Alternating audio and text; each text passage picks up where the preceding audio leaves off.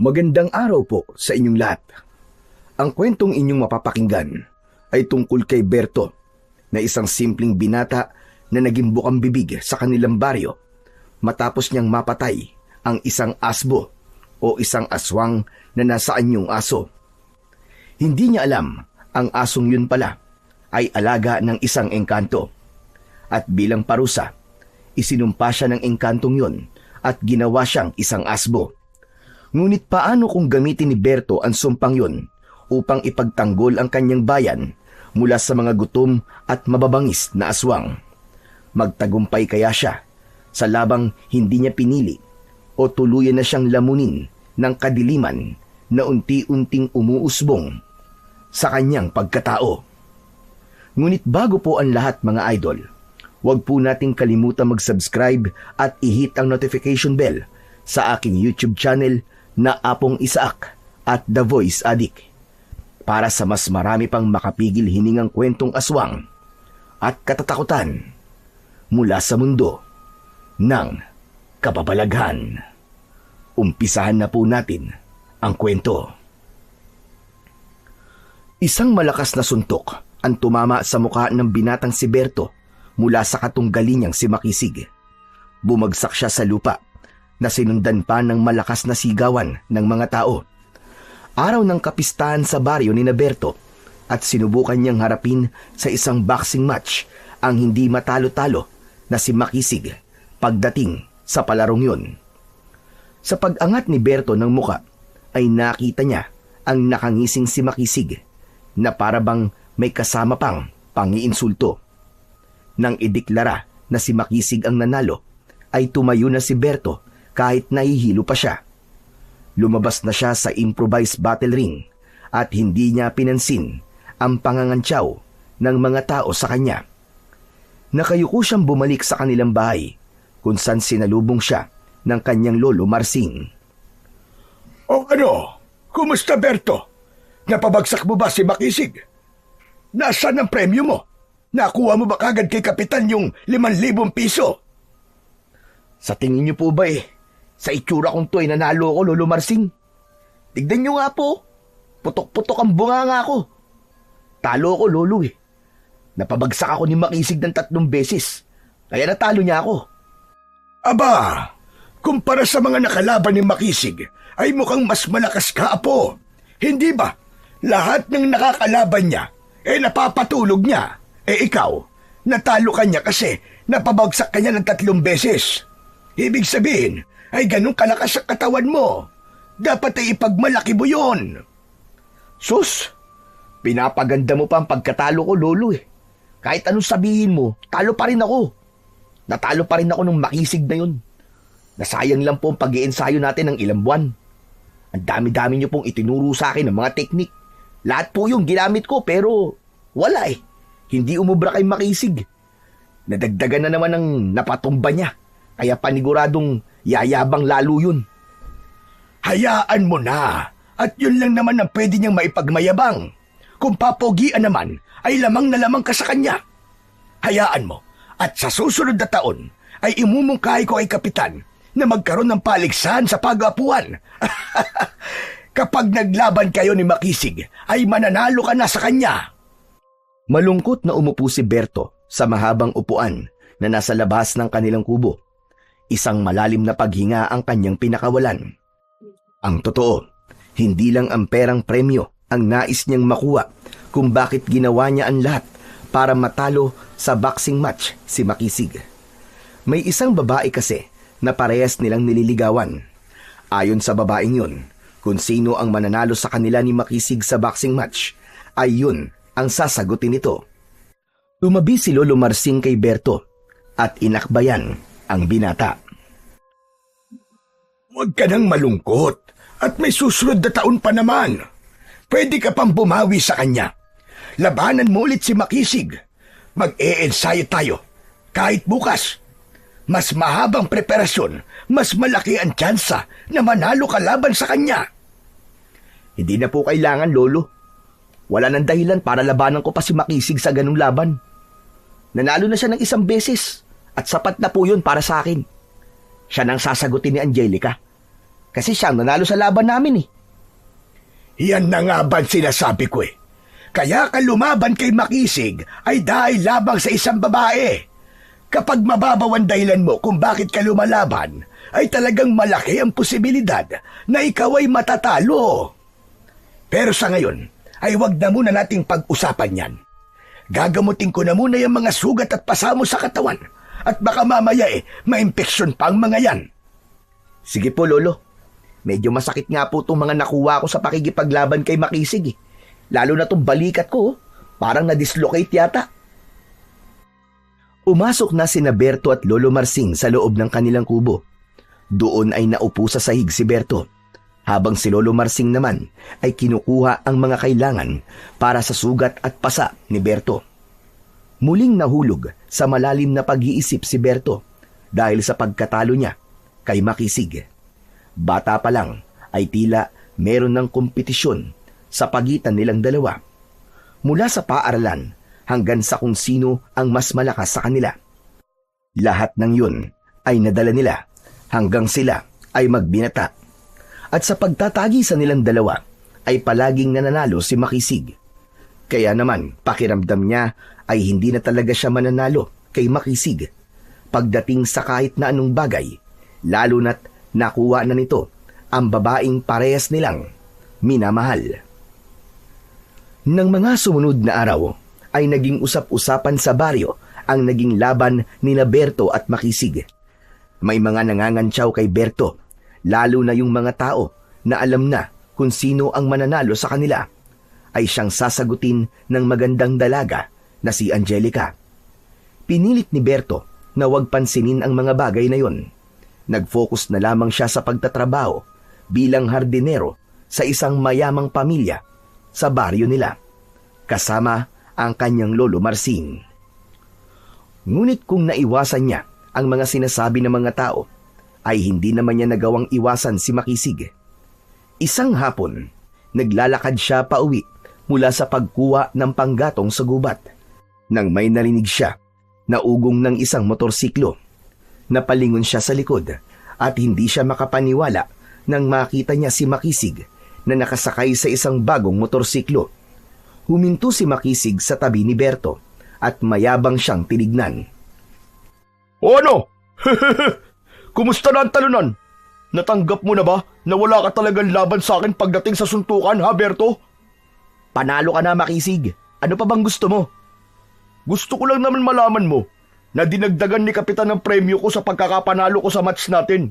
Kasi ang galing ng ipinakita kong laban. Kaya nadagdagan yung pang-down ko sa motorsiklo. Tignan mo, nakabili na ako nito. Ang astig, di ba? Eh di, congrats na lang sa'yo. Talaga, congrats talaga sa akin. Kasi sinagot na rin ako ni Angelica. Alam mo bang papunta ako sa bahay nila ngayon para sunduin siya? Magdi-date kami sa bayan.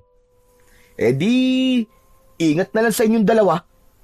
Ang tipid mo naman magsalita. Halatang inggit na inggit ka.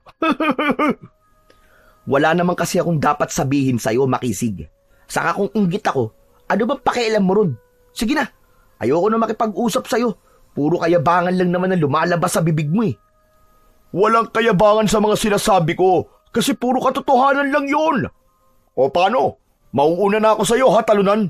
Sigurado ko na excited na si Angelica na makasakay dito sa bago kong motorsiklo. Bye-bye! Nang aasar na tumawa si Makisig bago nito pinaandar ng mabilis ang motorsiklo nito. Tila sinadya pa nito na mag-iwan ito ng makapal na usok mula sa tambutso. Kaya napaubo si Berto ng malanghap yun. Napakayabang talaga ng mokong na yun. Sumemplang ka sana! Napapailing na lamang na naglakad muli si Berto pauwi sa kanilang bahay. Ngunit hindi niya maitatanggi na naiinggit talaga siya kay Makisig dahil sa bago nitong motor, tapos nobya na nito ang babaeng parehas nilang nililigawan. Pagka-uwi ni Berto, ay agad niyang isinilansan sa likod ng bahay ang mga panggatong na kanyang nakuha. Inihiwalay niya ang mahahabang kahoy dahil kailangan pa niya yung putulin. Habang pinuputol niya ang mahahabang kahoy gamit ang matalas na itak, ay naalala niyang bigla si Makisig. Inisip niya na si Makisig ang mga kahoy na kanyang pinuputol. Hayop ka! Ito ang dapat sa'yo! Ang dapat sa'yo, tinataga ng pinong-pino! Habang naglalabas ng inis si Berto, ay biglang dumating si Lolo Marsing na may daladalang bigas na nakalagay sa isang plastic bag. O Berto, ano ba yung ginagawa mo sa panggatong?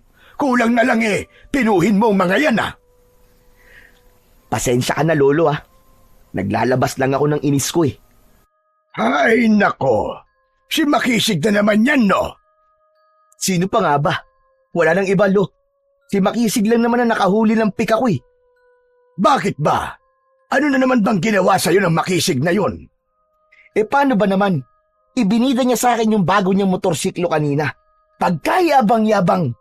Sinabi pa niya na sinagot na raw siya ni Angelica.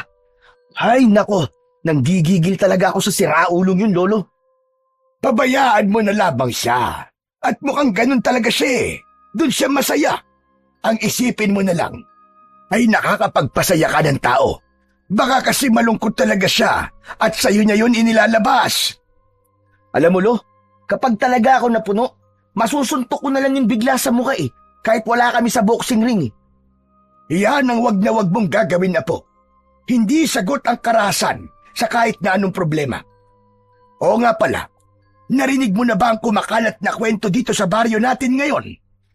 Bakit, Lo? May latest chismis na naman po ba? May asawa na naman bang nahuli ng misis niya na may kabit? Sana nga ganun lang ang chismis na kumakalat ngayon dito sa ating baryo. Pero hindi ito basta-bastang chismis lang, Berto. Totoong nangyayari ito. Ano po ba yun, Lo? Parang kinakabahan naman po ako dyan sa sasabihin nyo. Yung mga alagang baboy ni Roberto, pinatay. Pagkagising daw niya kaninang umaga, ay patay na ang lahat ng baboy niya. Abay, nung makita niya, wakwak ang tiyan at nagkalat ang laman loob sa sahig. Baka adik lang po may gawa nun. O kaya baka meron siyang kagalit tapos, ayun, gumanti sa kanya. Pinatay ang mga baboy niya. Hindi natin alam, Apo. Ngunit ito pa matindi, makinig ka. May nakita sila na bakas ng paa ng tao at aso sa paligid ng kulungan ng baboy ni Roberto. Ibig pong sabihin, adik na may kasamang aso ang pumatay sa mga baboy niya? Hindi. Ang hinala nila, aswang. Isang aswang na kayang mag-anyong aso. Ang tawag sa ganung aswang ay asbo. Ano po, Lo? Asbo? Oo, Apo. Isa yung aswang na nasa anyong aso. Malaki sila at kulay itim. At kulay pula na parang nagbabaga ang kanilang mga mata. Napailing si Berto habang tumatawa ng mahina. Ipinagpatuloy niya ang kanyang ginagawa. Teka, Lo. Parang ang hirap naman pong paniwalaan yan. Asong aswang? Aba, parang wala naman pong ganun Kung ayaw mong maniwala, di wag. Basta mag-iingat ka, Apo. At huwag ka nang lumabas kapag gabi na. Hindi natin alam kung nandito pa ba yung asbo na yun sa ating baryo. Hindi na lang sinagot ni Berto ang sinabi ni Lolo Marsing. Para sa kanya ay walang katotohanan na may aswang sa kanilang baryo. Sa lugar na yun siya ipinanganak at nagbinata. At kahit kailan ay wala siyang nakitang aswang. Kaya kahit naniniwala siya sa ganung nilalang, para sa kanya ay imposibleng magkaroon ng aswang sa kanilang baryo. Naniniwala din siya na kung hahayaan niyang maniwala siya na may aswang sa lugar nila, ay malilimitahan lang nun ang mga bagay na kaya niyang gawin dahil sa takot. Ngunit sa paglipas ng mga araw, ay unti-unting nabali ang hindi paniniwala ni Berto na may aswang sa kanilang baryo. Tuwing umaga, ay may mga tao na nagkikwento tungkol sa alagang hayop nila na natagpuang pinatay. Magmula sa mga manok, kambing, baboy at hanggang sa kalabaw. Ang mga pangyayaring yun ang naging dahilan para magsimulang matakot ang mga tao sa baryo ni Berto. Maging sila ng kanyang lolo ay hindi nakaligtas sa takot na yun. Isang umaga, habang nag-aalmusal, ay napag-usapan ni Berto at Lolo Marsing ang nangyayari sa kanilang baryo. Grabe na talaga ang nangyayari sa baryo natin ngayon, Berto. Napansin mo ba na wala nang lumalabas kapag madilim na? Pati yung kalabaw ni Dudong ay tinira ng mga aswang. Kaya nga po, Lolo eh. Nung una, hindi talaga ako naniniwala na may aswang dito sa atin. Pero sa mga nangyayari, naniniwala na ako. Wala bang ginagawa si na Kapitan para matigil ng pag-atake ng mga aswang na yan sa mga hayop? Baka kapag nagtagal, ay tao na ang biktimahin ng mga yun. Narinig ko na bukas daw ng umaga ay magkakaroon ng pagtitipon sa plaza. Ang alam ko may sasabihin si Kapitan. Malamang ay patungkol na yun sa pag-atake ng mga aswang dito sa ating baryo. Mabuti naman kung ganun. Akala ko walang pakialam si Kapitan sa mga hindi magagandang nangyayari. Pero sana ay may solusyon siya sa problema natin ngayon dito sa baryo, Lo. Hindi maganda na may pakiramdam tayo na hindi tayo ligtas sa lugar kung saan tayo naninirahan. Tama ka dyan, Berto. Pero bilisan na natin ang pag-aalmusal at baka mahuli tayo sa trabaho natin. May mga bago tayong itatanim na mga halaman at baka mapagalitan pa tayo ng mga amo natin. Tahimik na tinapos ng maglolo ang kanilang almusal. Matapos yun, ay nag-asikaso na sila sa pagpasok nila sa kanilang trabaho. Ngunit kahit naglalakad na ang maglolo patungo sa kanilang trabaho, ay hindi pa rin nawala kay Berto ang pag-aalala nang dahil sa pag-atake ng mga aswang sa kanilang baryo. Nang sumunod na araw, ay pahinga ni na Berto at Lolo Marsing sa trabaho. Sakto yun dahil magagawa nilang makapunta sa plaza para personal na malaman kung ano ang sasabihin ng kanilang kapitan tungkol sa mga aswang. Matapos mag-almusal, ay naligo muna si Berto. Habang nasa loob ng banyo, ay kinatok siya ni Lolo Marsing. Ano ba yan, Berto? Talagang naligo ka pa? Sa plaza lang naman tayo magpupunta. Sandali lang, Lo. Matatapos na ako. Abay, bilis-bilisan mo dyan. At baka hindi na natin maabutan ang sasabihin ni Kapitan Emilio. Opo, nagbabanlaw na po ako. Binilisan na nga ni Berto ang kanyang pagligo. Nang lumabas siya na nakatapis ng tuwalya ang bewang, ay tumakbo na siya sa kwarto upang doon ay magbihis. Matapos makapagbihis, ay magkasama ng naglakad ang maglolo papunta sa plaza. Pagdating nila sa plaza, ay marami ng tao ang naroon. Sa unahan ay may maliit na entablado at doon ay nakatayo si Kapitan Emilio na pinuno ng kanilang barangay. Sumiksik sina Berto at Lolo Marsing sa kumpul ng mga tao hanggang sa makarating sila sa unahan. Lo, bakit ba dito pa tayo sa unahan? Maririnig naman natin kahit nandun tayo sa dulo eh. Mas maganda na ako nandito tayo sa unahan. Baka mamaya mamigay bigla si Kapitan ng ayuda pagkatapos niyang magsalita. O hindi ba? Maganda na nandito tayo sa unahan. Utak-utak lang yan na po. Nang maayos na ang mikropono, ay nagsimula ng magsalita si Kapitan Emilio sa harap ng lahat. Magandang araw po sa inyong lahat.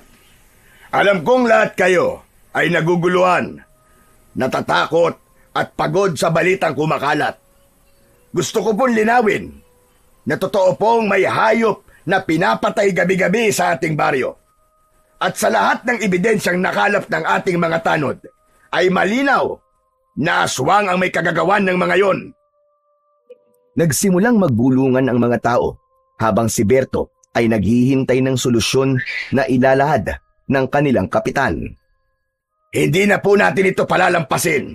Hindi na natin dapat hintayin na humantong sa mga tao na ang magiging susunod na biktima. Kaya mula sa araw na ito, at sino mang makakahuli o makakapatay ng isang aswang ay bibigyan ng pabuya. 10,000 piso. Isang ulo ng aswang ay may katumbas na 10,000 piso. Mas lumakas ang bulungan ng mga tao. Alam ni Berto na sa uri ng buhay meron ang karamihan ng tao sa kanilang baryo ay malaking halaga ang 10,000 piso. Itinaas ni Berto ang isang kamay. Nang makita siya ni Kapitan Emilio, ay itinuro siya nito. Oh, Berto, may katanungan ka ba? Meron po, Kapitan. Naisip ko lang po kasi na Hindi po ba delikado na iasa natin sa mga normal na mamamayan ng pagtugi sa mga aswang? Bakit hindi na lang po natin paigtingin ang seguridad dito sa ating baryo? Humingi na po tayo ng tulong sa mga pulis. Baka po kasi magkaroon pa ng mas malaking kaguluhan kung mag-aagawan ng mga tao sa pagpatay sa mga aswang dahil may pabuya silang makukuha eh. Hindi alam ni Berto na nasa tabi pala nila si Makisig. Nagulat na lang siya nang bigla itong magsalita. Bakit mo naman inaalisan ng pagkakataon na magkapera mga tao, ha, Berto? O baka natatakot ka lang sa mga aswang at alam mong kahit isa ay wala ka mapapatay kaya nandadamay ka. Kung naduduwag ka, huwag ka nang tumutol sa gustong mangyari ni Kapitan Emilio. Hayaan mo na lang kaming matatapang na pumaldo. Naiintindihan ko ang pinupunto mo, Berto. Ang totoo niyan ay humingi na rin ako ng tulong sa mga pulis. Sinabi ko sa kanila na may aswang na umaatake dito sa ating baryo. Ngunit hindi sila naniwala. Parang ang pinagtatawanan pa ako.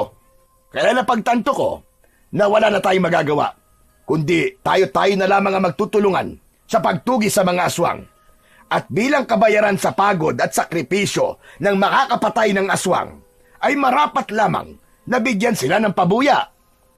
Hindi na nagsalita pa si Berto dahil alam niyang pinal na ang desisyon na yon ni Kapitan Emilio. Ngunit si Makisig ay hindi pa rin tumigil ang bunganga para mang-asar. Ayan kasi, bida-bida ka kasi, Berto eh. Talagang sinalungat mo pa at sinabi ni Kapitan Emilio yan tuloy ang napala mo. Hoy, Makisig, hindi ko siya sinalungat Nagbigay lang ako ng opsyon. Option. Ganun na rin yun eh. Duwag ka kasi, kaya hindi mo nagustuhan ng paraan ni Kapitan para maubos sa mga aswang dito sa baryo natin. Hindi ako duwag, Makisig. Gusto mong paduguin ko yung nguso mo gamit tong kamao ko, ha? Sige, subukan mo kung kaya mo. Muntik nang magpang-abot sina Berto at Makisig. Mabuti na lang at mabilis silang naawat ng mga taong naroroon. Si Lolo Marsing ang unang pumigil kay Berto sa paglapit kay Makisig. Berto! Huwag mo nang patulan niyang si Makisig. Tama na! Tumigil ka na! Ilit na kinalman ni Berto ang kanyang sarili. Masama niyang tinignan ang nakangising si Makisig. Bumalik ang atensyon ng lahat kay Kapitan Emilio nang muli itong nagsalita. Kung sakali na nakapatay kayo ng aswang, ay mangyari lamang na dalhin nyo ito sa barangay hall upang makuha ang inyong pabuya. Wala akong hangad, kundi ang kaligtasan nyo lahat. Dito na po nagtatapos ang aking sasabihin. Bumalik na po kayo sa inyong ginagawa. Maraming salamat po sa inyo. Pagkababa ni Kapitan Emilio sa entablado, ay sumabay na sina Berto at Lolo Marsing sa pag-alis ng mga tao. Malalim pa rin ang paghinga ni Berto dahil hindi pa tuluyang humuhupa ang tensyon na nararamdaman niya sa muntikang pagsusuntukan nila ni Makisig. Nang makabalik na sila sa kanilang bahay, ay naupo na muna sa labas si Berto. Si Lolo Marsing naman ay pumasok sa loob. Hindi nagtagal ay lumabas din ito habang may dalang isang baso ng tubig. Iniabot nito yun kay Berto. Oh, uminom ka na muna para kumalma ka.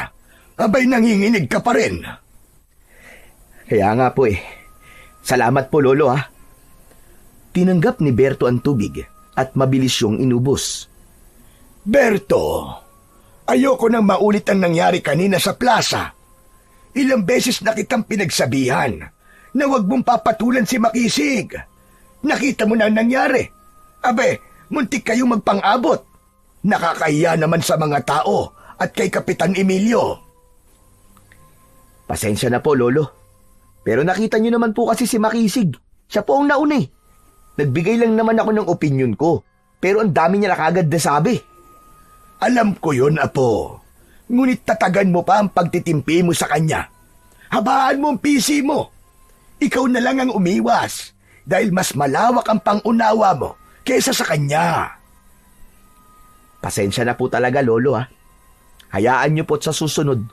Hindi ko na po papansinin ang damuho na yun kahit na ano pang sabihin niya. O siya, aasahan ko yan, Apo. Ayoko nang may maririnig ako na nakikipag-away ka sa kanya. Teka, maiba ko. Sang-ayon ako sa sinabi mo kanina kay Kapitan. Hindi talaga solusyon na iasa sa mga tao ang pagpatay sa mga aswang. May mga tao na eksperto pagdating sa pagtugis sa mga ganong uri ng nilalang. At ang 10,000 piso ay hindi sapat kapag may nangyaring hindi maganda sa mga susubok na tugisin ng mga aswang na nandito sa ating baryo. Lubang nakakatakot ang mga nilalang na yon. Kaya nga po, Lu, baka nga po ang mga tao pang mag-away-away sa pag-aagawan sa pagpatay sa mga aswang. Dahil sa perang pabuya, malaking halaga po ang 10,000 piso. Ngayon pa lang po nakikita ko ng kaguluhan dulot ng solusyon na sinabi ni Kapitan Emilio. Umasa na lang tayo na mali tayo ng inaakala. Sana nga ay tama si Kapitan Emilio. Sana nga ay yun ang talagang solusyon para bumalik na sa normal ang mga buhay nating lahat dito sa baryo. Napailing na lamang si Berto habang nakatingin sa kawalan. Wala siyang ibang hiling ng mga sandaling yun, kundi ang kapayapaan at kaligtasan ng lahat ng tao sa kanilang baryo. Sinabi niya sa sarili na kung matapang lang sana siya, ay paniguradong isa siya sa mga taong tutugis sa mga aswang, kahit walang kapalit na pera. Simula nang ipahayag ni Kapitan Emilio ang pabuya sa bawat ulo ng aswang, ay gabi-gabi na ang paglabas ng ilang kalalakian upang tumugis ng mga aswang. Lahat ay naging mapagmatsyag sa paligid at naging uhaw sa pagpatay sa aswang dahil sa pabuyang 10,000 piso. Nalaman ni Berto na may mga pamilya na ang nasisira dahil sa ganid na paghahangad sa gantimpala. May mga magkaibigang nagkaalitan, magkakapitbahay na nagsususpetsahan ang isang insidente pa nga ng 2 grupo na parehong nakapatay sa isang aswang at nagsuntukan dahil sa pagtatalo kung sino ang dapat na bayaran. Habang kumakain ng hapunan, ay napag-usapan ni Berto at Lolo Marsing ang mga bagong kaganapan sa kanilang baryo. Berto, narinig mo na ba yung usap-usapan ngayon dito sa atin? Kagabi raw ay may nakitang aswang malapit dun sa may ilog. 2 grupo nakita dun sa aswang. Kaya imbis na unahin ng pagtugis sa aswang, ay nagtalo pa ang 2 grupo kung sino ang dapat na pumatay dun sa aswang. Kaya ang nangyari tuloy, nakatakas yung aswang. Yan na nga ba sinasabi natin, Lolo? Mas lalong nagkagulo dahil sa pabuya ni Kapitan. Imbis na magkaisa ang mga tao, ayan, nagkakawatak-watak tayo.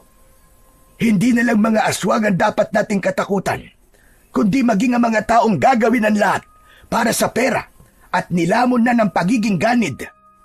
Sana po ay makita ni Kapitan Emilio nangyayari at bawiin niya ang solusyon na sinabi niya noon sa plaza. Sa tingin ko ay hindi na mangyayari yun, Berto. Sa aking palagay, ay nais ng kapitan na ipasa sa mga tao responsibilidad na protektahan ang ating baryo. Kaya wala na tayong magagawa pa roon, kundi ang maging maingat na lang. Sarili na lang natin ang ating aasahan sa ganitong sitwasyon. Pero Lolo, naisip ko lang po, paano po kung tayo naman po ang subukang biktimahin ng aswang? Narinig ko kasi sa usapan kanina sa tindahan na pinasok ng isang aswang ang bahay ni Aling Rosa. Mabuti na nga lang raw at naitaboy ng asawa niya yung aswang. Ibig sabihin po, nagsisimula ng mga aswang na mangbiktima ng mga tao.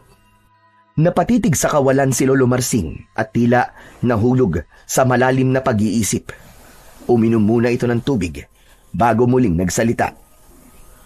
Wala tayong magagawa, kundi ipagtanggol na lamang ang ating sarili, Berto, at magdasal sa Panginoon Diyos. Pero Lolo Marsing, ano naman pong alam natin sa pakikipaglaban sa mga aswang? Saka sa tingin ko wala talaga tayong laban sa kanila. Wala po ba tayong magagawa para hindi sila makapasok dito sa bahay natin? Hindi ka dapat nag-iisip ng ganyan, Berto. Kapag pinangunahan ka ng duda sa iyong sarili, ay talagang mamamatay ka kagad. Mamamatay talaga kagad, Lolo? Grabe ka naman. Yun ang katotohanan, Berto. Pero para sagutin ang tanong mo, natatandaan ko na sinabi sa akin ng nanay ko na asin daw ang mabisang pantaboy sa mga aswang. Noong buntis ang nanay ko sa bunso naming kapatid, ay palaging nagsasaboy ng asin ang tatay ko sa paligid ng aming bahay. Ganun na lang din siguro ang gawin natin. Wala namang mawawala, di ba? Kung maniniwala tayo. Dahil sa sinabing yon ni Lolo Marsing, ay agad na bumili ng 5 kilong asin si Berto sa palengke ng sumunod na araw. Bago sumapit ang dilim, ay nagsaboy na siya ng asin sa paligid ng kanilang kubo. Hindi siya nangihinayang sa asin dahil alam niya na kapalit naman nun ay proteksyon nila laban sa mga aswang. Hanggang sa dumating na ang araw na kinatatakutan ng lahat. Hindi na lamang mga hayop ang pinupuntirya ng mga aswang. Isang umaga, nagising ang buong baryo sa balitang isa sa mga lalaking tumutugi sa mga aswang ang natagpuang wala ng ulo sa gilid ng ilog. Habang ang isa pa ay wala ng lamang loob na parang winakwak ang tiyan at kinalkal. Ang balitang yun ay parang apoy na kumalat sa buong baryo at nagdulot ng mas matinding takot sa lahat. Lalong lumalim ang takot sa dibdib ni Berto. Natakot siya na baka isang gabi ay sila naman ng lolo niya ang maging biktima ng aswang at hindi niya alam kung kaya ba niyang ipagtanggol ang kanyang sarili at si Lolo Marsing kapag dumating ang panahon na may aswang silang makakaharap. Ngunit ang takot ng mga tao ay nahaluan ng konting pag-asa dahil kay Makisig. Nangyari yun ng 2 aswang ang nagawang patayin ni Makisig sa 2 magkakasunod na gabi. Wala itong kasamang grupo, mag-isa lang ito. Kaya naman, hinangaan ito ng marami at sinabi pa na ito ang pinakamalakas at matapang na lalaki sa baryo ni Berto. Sa kabila ng pagiging magkaaway, ay natuwa si Berto kay Makisig dahil malaking bagay na nagawa nitong bawasan ang mga aswang na sumasalakay sa kanilang baryo. At bilang pagpapakita ng suporta kay Makisig ay nagtungo siya sa plaza nang magpatawag ng pagtitipon si Kapitan Emilio upang bigyan ng parangal ang lalaking si Makisig. Hindi kasama ni Berto si Lolo Marsing dahil nagtungo yun sa bayan para bumili ng ilang pangangailangan nila. Katabi ni Kapitan Emilio si Makisig sa entablado habang nasa harapan ng 2 ang halos lahat ng mga tao sa kanilang baryo. Nakataas ang noo ni Makisig at halata sa mukha nito ang pagyayabang. Nasa likuran lang ng mga tao si Berto. Tahimik lang siyang nakatayo habang pinagmamasdan ang kaganapan. Nakita niya ang ilang kababaihan na humahanga kay Makisig. Nandito tayong lahat, mga kababaryo, upang bigyan ng parangal ang katapangan ng isa sa mga kababaryo natin. Sa kabila ng panganib, hindi siya umatras, hindi sumuko. Hindi lamang isa, kundi 2 aswang ang napatay niya gamit ang sariling lakas at tapang. Walang paalam na inagaw ni Makisig ang mikropono kay Kapitan Emilio at ito naman ang nagsalita. Sa lahat ng kalalakihan na nandito, gawin niyo akong huwaran. Huwag kayong duwag, tulad ng kakilala ko na puro salita, pero kulang sa gawa. Napatiim ang bagang ni Berto. Alam niya na siya ang pinapatamaan ni Makisig. Nakangiting inagawan ni Kapitan Emilio ang mikropono kay Makisig. Tila ayaw pa yung ibigay ni Makisig, kaya medyo ginamitan na ng kapitan ng puwersa upang makuha nito pabalik ang mikropono. Maraming salamat sa napakagandang sinabi mo, Makisig. Tama siya, mga kababayan. Dapat ay maging matapang tayo dahil kapag meron tayong tapang, ay hindi tayo magiging biktima ng mga aswang. At sa araw na ito, ibibigay ko kay Makisig ang pabuyang 20,000 piso bilang 2 ulo ng aswang ang kanyang dinala sa barangay hall. Inilabas ni Kapitan Emilio ang isang puting sobre at nakangiti nito yung inabot kay Makisig. Nang abutin yon ni Makisig, ay malakas na nagpalakpakan ng lahat, maliban kay Berto. Bumalik ang inis niya rito dahil sa pagpaparinig na ginawa nito. Hindi na niya tinapos ang programa at umalis na siya sa plaza. Isang umaga, habang naglalakad si Berto para bumili ng pandesal, ay nakasalubong niya si Makisig na hawak ang isang cellphone. Ngumisi ito nang makita siya at kahit hindi niya tinatanong ay ibinida nito ang bago nitong gamit. O Berto, nakikita mo ba tong hawak ko? Cellphone ang tawag dito. Cellphone. Hindi ako bulag, kaya nakikita ko. At alam kong cellphone yan, hindi ako tanga, no? Kaya hindi mo ako dapat sabihan na kung ano yan. Akala ko kasi hindi mo alam eh. Alam mo ba, na ako lang at si Kapitan ang merong ganito sa baryo natin? Ibinili ko nito, yung perang nakuha ko mula sa 2 ulo ng aswang. Sige na, Makisig. Bibili pa ako ng pandesal at baka maubusan pa kami ni Lolo. Sandali lang. Masyado ka namang nagmamadali eh. Ayaw mo bang malaman kung paano ko pinatay yung 2 aswang? Malay mo, di ba? May makuha kang tip sa akin tapos magamit mo para makapatay ka rin ng aswang. Hindi na, Makisig. Hindi ako interesado sa sasabihin mo. Talaga ba? Kahit sabihin ko sa'yo na ang daming pinag-uusapan ka habang nakatalikod ka? Alam mo sa lahat daw kasi ng kalalakihan dito sa baryo natin, ay ikaw lang ang hindi tumutugi sa mga aswang. Yung lolo mo okay lang, kasi matanda na siya. Pero ikaw, bakit kaya? Dahil ayoko mapahamak. Baka dyan pa ako mamatay eh. Saka, hindi sapilitan ng pagtugi sa mga aswang, di ba? O baka naman, naduduwag ka lang. Ang sabi nila baka daw binabae ka. Walang masama sa pagiging binabae. Pero hindi ako ganun. At hindi ako duwag. Kung hindi ka duwag, patunayan mo. Hindi yung nasa loob ka lang ng bahay nyo tuwing gabi. Nakakahiya ka, Berto. Kalalaki mong tao, pero nagtatago ka lang. Habang kaming mga tunay na lalaki ay nasa labas at naghahanap ng aswang na mapapatay. Ako na kasi ang naawa sa iyo kapag pinupulutan ka sa kwentuhan ng mga tao. Ngumisi si Makisig, sabay tapik sa balikat niya. Hindi na ito nagsalita at naglakad na ito papalayo. Habang si Berto naman ay naiwan na nakatulala at nanlalamig.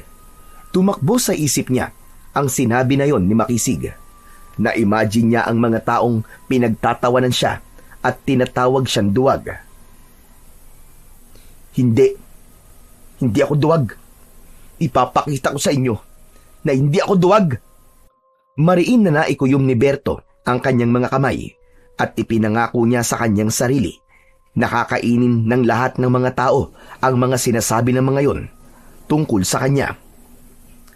Pagsapit ng hapon, matapos ang pagtatrabaho, ay dumiretso na si Berto nang uwi sa bahay.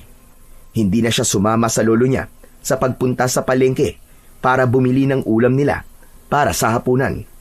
Pagdating niya sa kanilang bahay, ay kinuha niya kagad ang itak ni Lolo Marsing at sinimulan niya yung hasain sa likod ng kanilang bahay. Medyo makalawang na yon, kaya ilang minuto na siya sa paghahasa ay hindi pa rin yun matulis para kay Berto. Dumating na si Lolo Marsing ay hindi pa rin tapos si Berto sa paghahasa ng itak. Nang puntahan siya ng kanyang lolo sa likod ng bahay, ay nagulat ito nang makita ang ginagawa niya. O Berto, bakit bigla mong naisip na hasain ang itak ko na yan? Baka sa mukha mo nakikita ko na parang may kaaway ka. Gigil na gigil ka sa paghahasa May paggagamitan ka ba niyan? Magsabi ka nga sa akin ang totoo. Meron, Lo. Sa mga aswang. Ano ka mo? Teka. Tama ba narinig ko? Sa mga aswang mo gagamitin yan? Opo, Lo. Sasali na po ako sa mga kalalakihan na tumutugi sa mga aswang. Ayoko na pong nasa bahay lang ako tuwing gabi at natutulog ng mahimbing. Samantalang ang ibang mga lalaki, naghahanap ng mga aswang na matutugis. Sandali lang, Apo. Anong nangyari? Bakit biglang nagbago ang isip mo? Paano, Lo? Ang sabi po kasi ni Makisig ay pinag-uusapan ako ng mga tao na duwag daw ako, na binabai daw ako. Sa lahat daw ng kalalakihan dito sa baryo natin, ay ako lang ang hindi naghahanap ng aswang na papatayin. Siyempre, Lo, maliban po sa inyong matatanda. Hindi nila inaasahan na gagawin niyo yun kasi, di ba, matanda na nga po kayo. Hay nako! Bakit ka ba nakikinig kay Makisig? Nilalason lang nun ang utak mo. Sige na. Itago mo na yung itak na yan at huwag mo nang ituloy ang pinaplano mo. Ako kinakabahan sa'yo eh. Lo, desidido na po ako. Hindi to dahil kay Makisig. Naisip ko rin po na dapat meron akong silbi dito sa baryo natin. Kailangan may gawin ako sa problema na kinakaharap nating lahat. Kailangan kong ipakita sa lahat ang tunay kong pagkalalaki. Apo, maraming paraan para mapatunayan mo ang pagkalalaki mo. Hindi palaging sa pakikipaglaban mo yan maipapakita. Aba, Apo, delikado ang gagawin mo, lalo na't wala kang kasanayan sa pakikipaglaban at pagtugi sa mga aswang. Lubang mapanganib yun. Pero Lo, sina Makisig at yung iba pang mga kalalakihan, wala rin po silang karanasan at nagawa nilang makapatay ng aswang, di po ba? Kung kaya po nila, sigurado po ako na kaya ko rin. Ay nako. O sige, ganito. Papayag lang ako kung isasama mo ko sa pagtugi sa mga aswang. Kuhanin mo yung isa kong itak at hasain mo na rin. Hindi naman po pwede yun, Lo. Matanda na po kayo eh. Baka pag hinabol ka ng aswang atakihin ka pa ng rayuma mo. Walang rayo-rayuma sa akin. Basta kung tutuloy ka, ay sasama ako sa'yo. Makikipaglaban din ako sa mga aswang na yan. Biglang natahimik si Berto sa sinabing yun ng kanyang lolo. Mataman niyang tinignan ito at ramdam niya na hindi ito nagbibiro. Seryoso ito, nasasama ito sa kanya sa sandaling ituloy niya ang pagtugis sa mga aswang. Para kasi kay Berto, kahit isang aswang lang ay makapatay man lang siya upang ipamukha niya sa lahat, lalo na kay Makisig, na hindi siya isang duwag at hindi siya palamuti lang sa baryo nila. Gusto niya na pagdating ng araw ay isa ang pangalan niya sa pag-uusapan na tumulong para maubos ang mga aswang sa kanilang lugar. Ngunit ng sandaling yon ay hindi niya pwedeng ilagay sa panganib ang buhay ni Lolo Marsing. Alam niya na sa panahong yon ay hindi na nito kaya ang makipaglaban sa mga aswang dahil mahina na ang katawan nito at kung ipipilit niya ang gusto niya ay baka magsisi pa siya sa huli. Ano na, Berto? Bakit natulala ka dyan? Ang sabi ko ay kunin mo yung isa kong itak. Hasain mo na rin at sasama ako sa iyo mamayang gabi sa pagtugi sa mga aswang na yan. Hindi. Hindi na po, Lo. Hindi na lang po ako tutuloy. Ano ka mo? Abay, bakit? Kasi sasama po kayo eh. Ayoko pong mapahamak kayo, Lo. Baka kapag namatay kayo multuhin niyo pa ako eh. O kita mo na. Dapat pala'y tinatakot ka. Pero seryoso ako, Berto. Sa oras na ituloy mo ang plano mo na yan, ay gagawin ko rin ang sinabi ko. Kilala mo ako, Apo. Kilala mo ang lolo mo. Kapag sinabi ko, ginagawa ko talaga. Hindi na nagawang makapagsalita pa ni Berto dahil tumalikod na si Lolo Marsing. Nagtungo ito sa loob ng kanilang kubo habang siya naman ay naiwan sa loob ng bahay na mag-isa. Napabuntong hininga siya habang nakatingin sa bagong hasa na itak. Napailing siya sapagkat napagtanto niya na hindi niya na yon magagamit sa pakikipaglaban sa mga aswang. Kinagabihan, matapos ang hapunan ay naupo si Berto sa tabi ng bintana at tumingin siya sa labas. Humampas sa mukha niya ang malamig na simoy ng hangin. Maya-maya pa ay nakita niya ang mga kalalakihan na dumaan sa harap ng kanilang bahay. May dalang mga sulo at itak ang mga yon. Sinundan niya ng tingin ang mga lalaki at alam niya na naghahanap ang mga yon ng aswang. Napapitlag si Berto nang biglang magsalita si Lolo Marsing sa likod niya. Kung iniisip mong sumama sa mga lalaking yon, ay ituloy mo lang. Pero huwag kang umasa na hindi ako sasama. Alam ko naman, Lo Hindi po ako sasama sa kanila. Dito lang po ako sa bahay. Mabuti naman kung ganun. Ikaw ba hindi pa matutulog? Mamaya na po, Lo. Kakakain lang po natin Pabababain ko lang. Sabagay, masamang matulog ng busog at baka bangungutin tayo. Umupo na rin si Lolo Marsing sa tabi ni Berto at sumilip din ito sa labas. Ay nako, nakakapanibago na talaga ngayon dito sa baryo natin. Dati kapag ganitong oras ay may makikita ka pang mga batang naglalaro dyan sa labas. Naaalala tuloy kita nung bata ka pa. Mas gusto mo maglaro tuwing gabi. Kahit takutin kita na kukunin ka ng aswang, ay hindi ka natatakot. Paano, Lo? Hindi naman po kasi ako naniniwala na may aswang po dito sa baryo natin eh. Saka mas maganda po kasing maglaro ng tagu-taguan kapag gabi. Kawawa po talaga yung taya kasi hirap na hirap siyang maghanap. Sana ay habang buhay ka na lang palang naging bata, iho. Gusto ko kasi yung naaalagaan kita, yung pinapaliguan kita at binibihisan. Napangiti si Berto sa sinabing yun ni Lolo Marsing. Hindi ko po alam kung nakapagpasalamat na po ako sa inyo, Lo.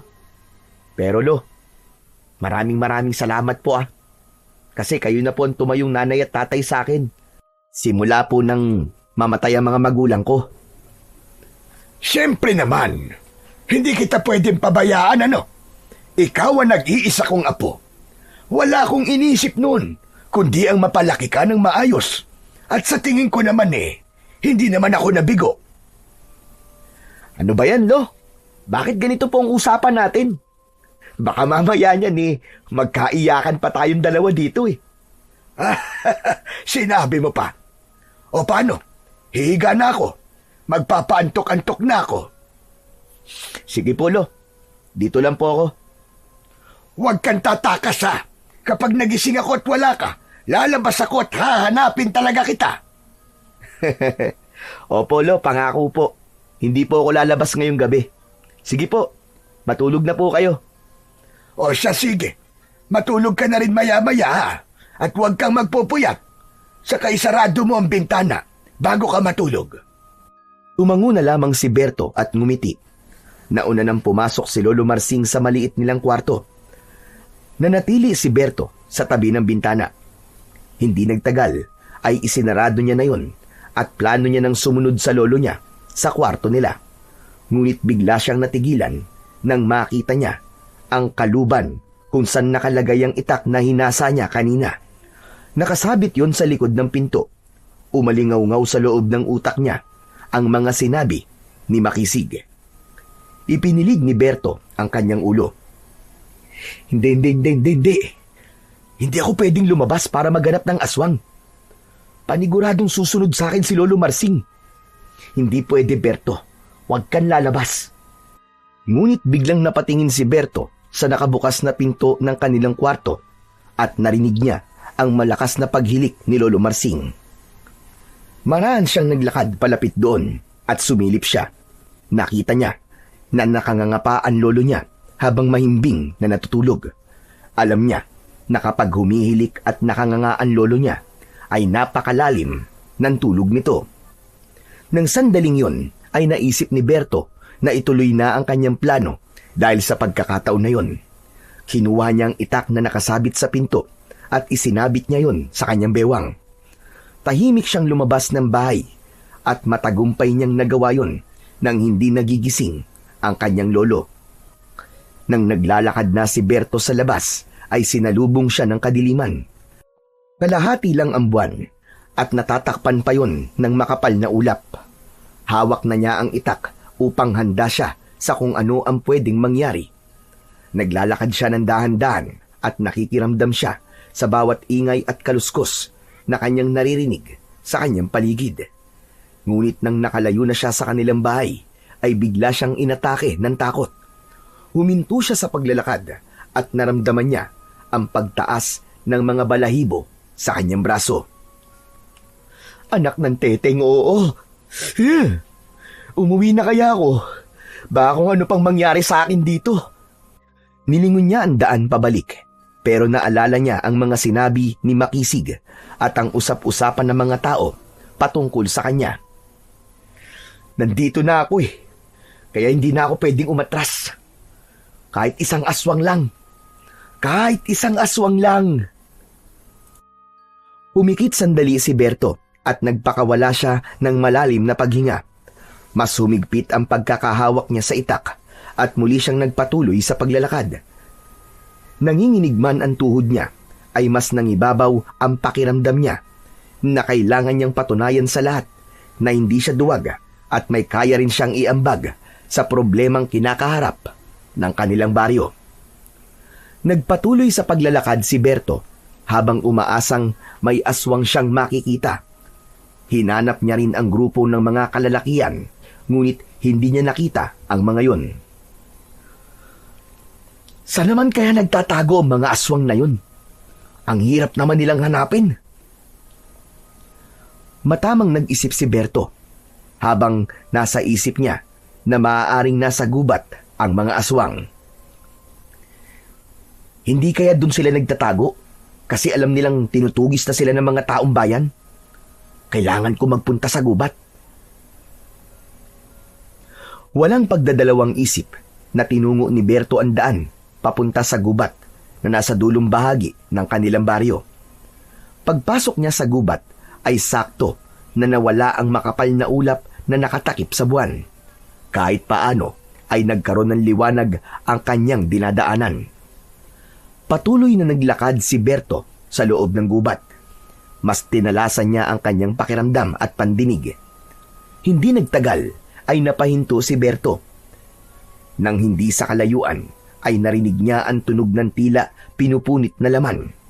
Sinasabayan yun ng mahinang pag-ungol ng isang hayop na tila hayok na kumakain ng kung ano.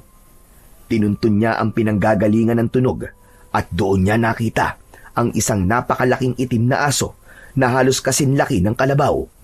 Kinakain nito ang isang baboy ramo na wakwak ang tiyan. Pulang-pula ang mga mata ng aso na parabang nagliliyab na bolang apoy. Nanginig ang katawan ni Berto. Agad niyang napagtanto na isang aswang na nag-aanyong aso ang nakikita niya. Nag-ipon siya ng lakas ng loob bago siya marahang umikot sa gilid ng malaking aso. Ginawa niya ang lahat upang hindi siya nun mapansin. Ngunit sa kasamaang palad ay isang tuyong sanga ang natapakan niya. Tumigil sa pagkain ng aso. Lumingon ito papunta kay Berto at abot langit ang kilabot na lumukob sa kanya nang magtama ang kanilang mga mata. Tumayo ng tuwid ang malaking aso at doon niya nakita ang mga kuko nito sa paa na parang mga kutsilyo.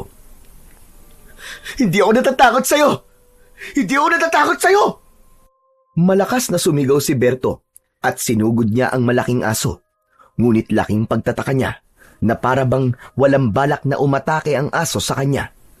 Tinaga niya ito sa leeg pero parang hindi tumalab ang talim ng itak.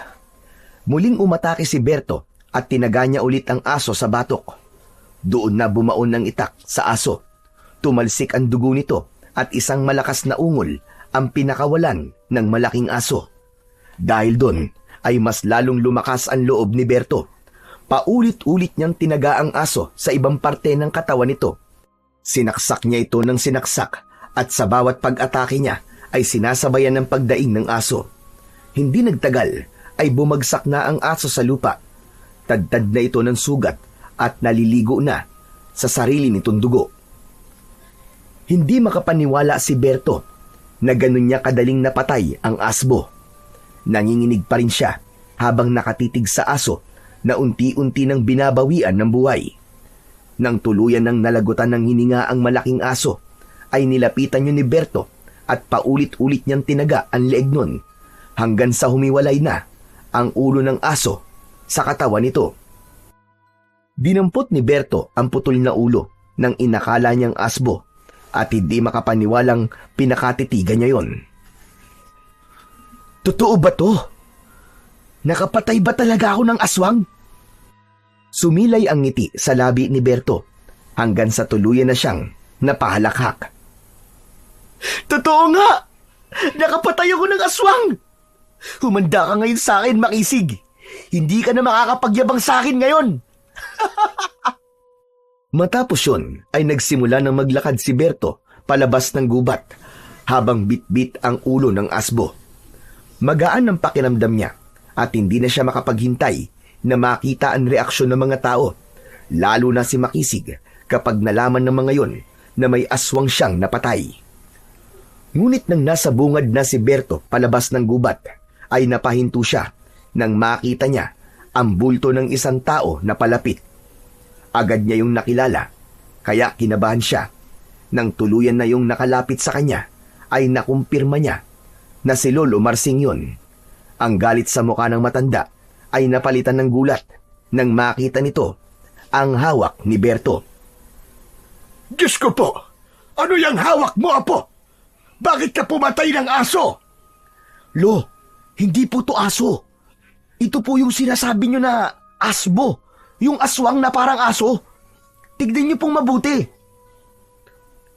Lumapit si Lolo Marsing. Tinignan nito ng malapitan ang pugot na ulo ng asbo na hawak ni Berto. Tama ka nga. Isa nga yung asbo.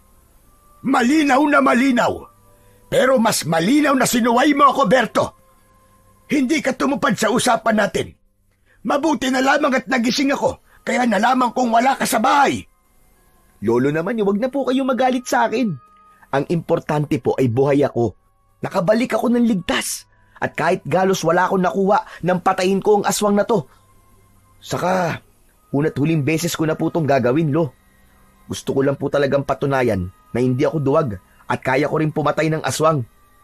Sabi ko na nga ba, at hindi ka pa rin nakinig sa akin. Pero sige, hindi bale. Ang mahalaga nakabalik ka rito at hindi ka nasaktan.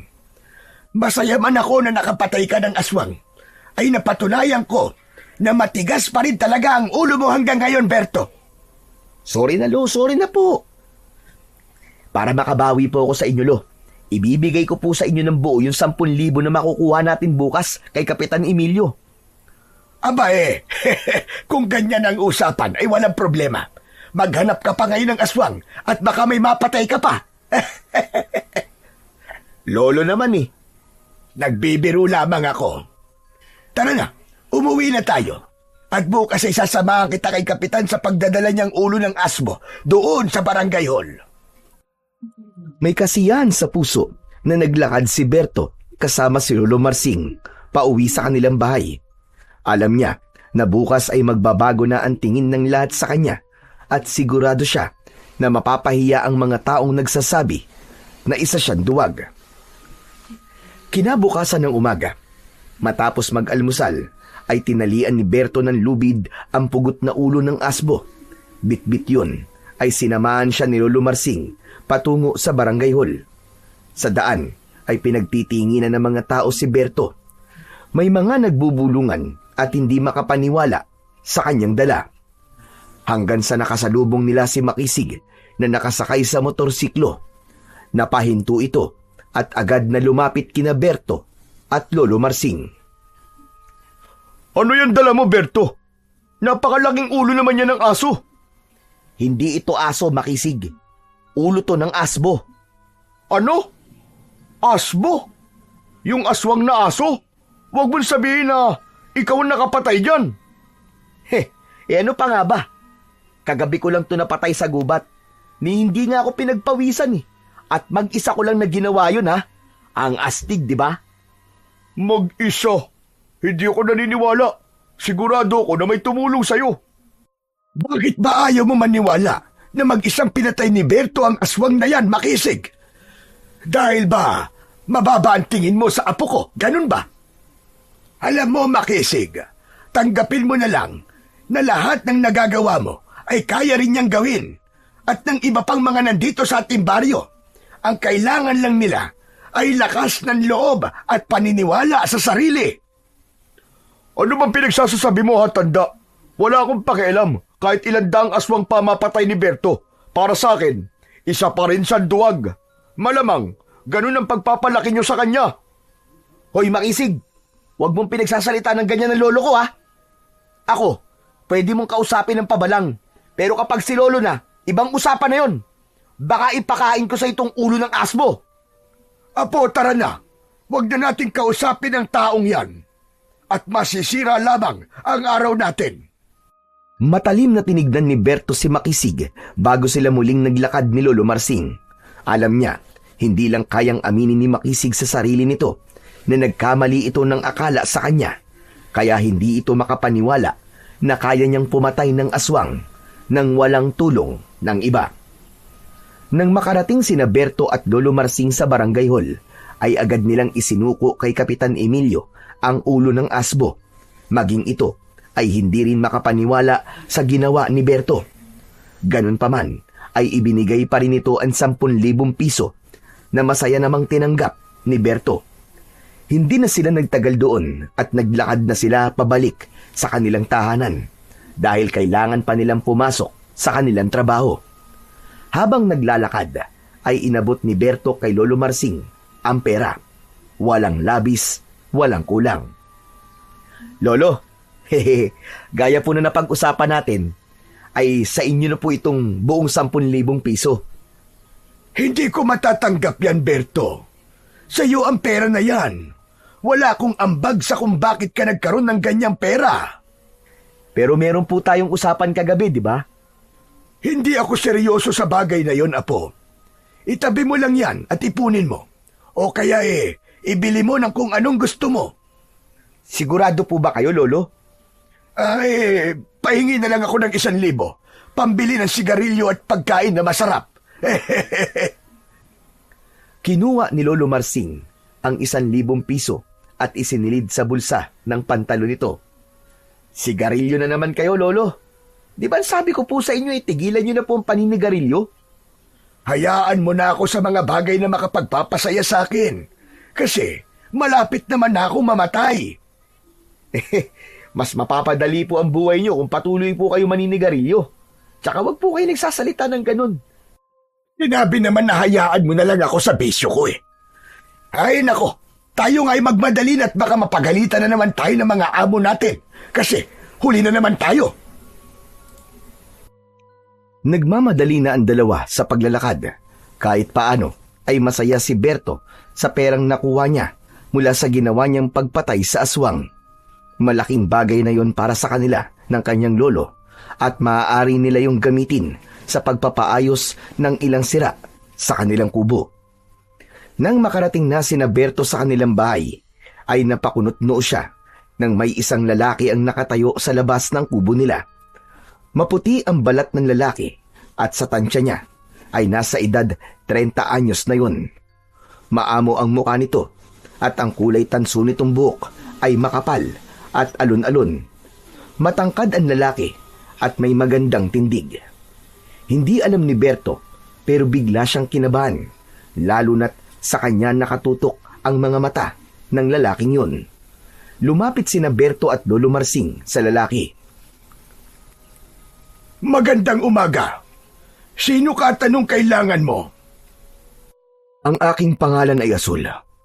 Hinahanap ko ang binatang nagngangalang Berto. Sa aking pagtatanong, ay dito ko'y tinuro ng mga tao. Ako si Berto. Ano pong kailangan niyo sa akin? Humakbang si Asul, palapit kay Berto, at tinitigan siya nito ng diretso sa kanyang mga mata. Nais niyang alisin ang tingin niya sa lalaki, ngunit tila may kung anong puwersang pumigil sa kanya para gawin yun.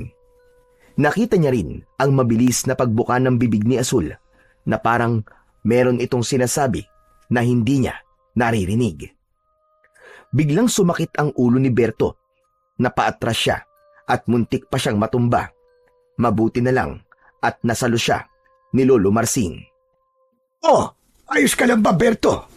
Ano nangyari sa'yo? Hindi ko nga po alam, Lolo. Bigla na lang po sumakit ang ulo ko.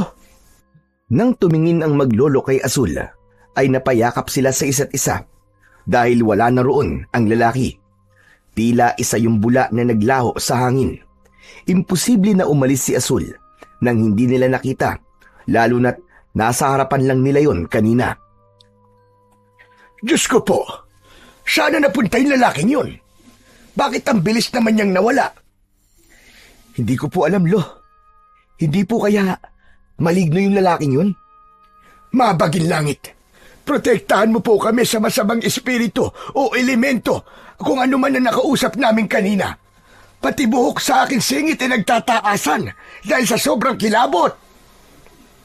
Nahihintakutang pumasok sa bahay sina Berto at Lolo Marsing.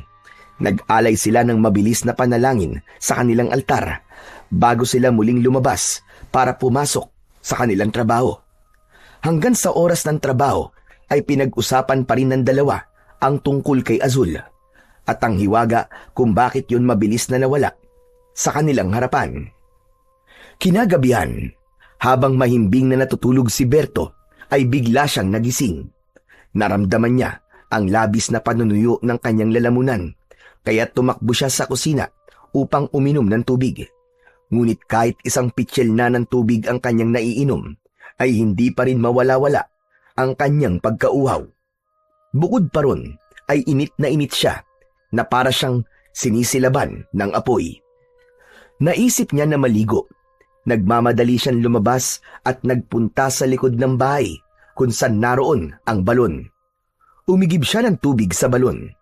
Hinubad niya ang lahat ng kanyang suot at saka ibinuhos ang isang timbang tubig sa kanyang ulo. Ngunit tila mas lalong tumindi ang init na nararamdaman niya. Biglang sumakit ang ulo ni Berto at ang pandinig niya ay tumalim. Dinig na dinig niya ang lahat ng maliliit na tunog sa kanyang paligid, hanggang sa ang buong katawan na niya ang sumakit. Napaluhod siya at nagsimulang umusli ang mga ugat sa kanyang braso. Umalon ng maraan ang kanyang balat na parabang may kung anong bagay ang lalabas doon.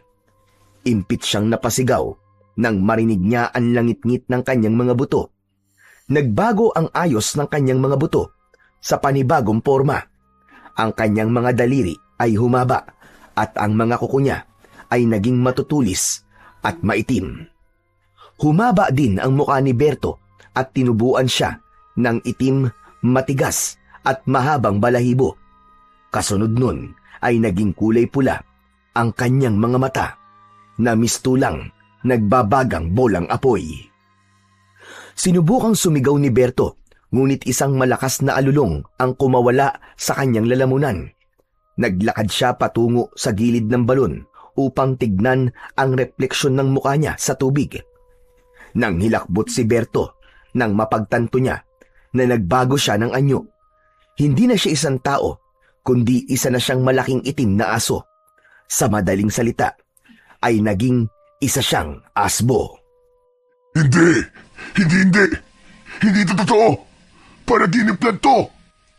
Napaatras si Berto nang marinig niya ang boses ng mga lalaki na papunta sa kanyang kinaroroonan. Narinig niya na sinabi ng isa na mukhang may aswang sa bahay ni Lolo Marsing dahil may narinig itong alulong mula roon. Labis na kinabahan si Berto nang makita niya ang papalapit na mga lalaki na may dalang sulo ng apoy. Diyos ko, hindi na ito isang panaginip. Totoo na to. Pero hindi ako pwedeng makita ng mga tao. Papatayin nila ako sigurado. Mabilis na nag-isip si Berto. Ang tanging lugar na naisip niya na pwede niyang pagtaguan ay ang kagubatan. Mula sa likod ng kanilang bahay ay pinasok niya ang mataas na talahiban. Tumakbo siya gamit ang kanyang 4 na paa hanggang sa tuluyan na siyang nakarating sa gitna ng gubat. Hindi huminto si Berto sa pagtakbo at hindi rin huminto ang utak niya sa pag-iisip kung bakit siya naging isang asbo. Halos maiyak na siya dahil wala siyang ideya, dahil hindi niya alam kung babalik pa ba siya sa pagiging tao. Sa pagtakbo ni Berto ay nakarinig siya ng kaluskos sa kung saan. Napahinto siya at ginamit niya ang talas ng kanyang pang-amoy. May naamoy siyang mabango na maihahalin tulad sa bulaklak na sampagita. Sinundan niya ang amoy at nagulat siya nang nakita niya ang lalaki na nagpunta sa bahay nila na si Azul. Ngunit sa pagkakataon na yon ay magara na ang kasuotan nito.